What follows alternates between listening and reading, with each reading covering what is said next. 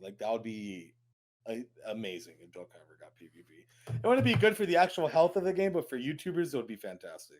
Yeah. No, like, cause honestly, PvP is like the only reason why I care about Legends, even though like I don't even play PvP a lot, or I'm not like oh, I want to be like, top 1000 or top 500 or whatever. I just like it's fun and it makes me like want to summon because I want to like be able to keep up.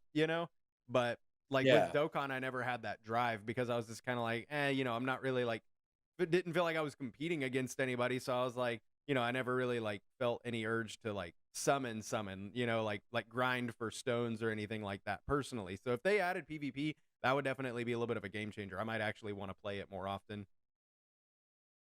Yeah, exactly. And unfortunately, it's a double. Unfortunately, Legends PvP is not the greatest in the world. Hmm.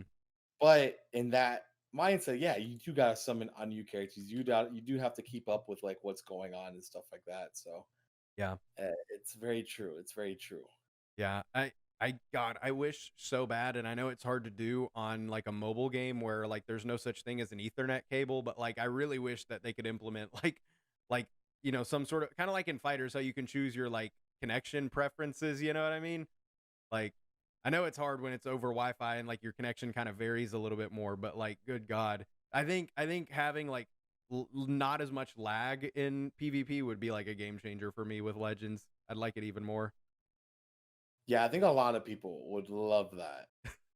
I mean, I guess if they did do a PvP mode in Dokkan, like how do you think it like could be formatted? I mean, like would it just be kind of like people doing races, or I mean, I don't know, or the same thing as you going against a PvE character, but it's somebody on the other end, or I don't know. Probably something very similar to Chain Battle. Hmm. But that's the thing, like like they don't have right now. We have to wait till version Z happens before like I could really have an idea.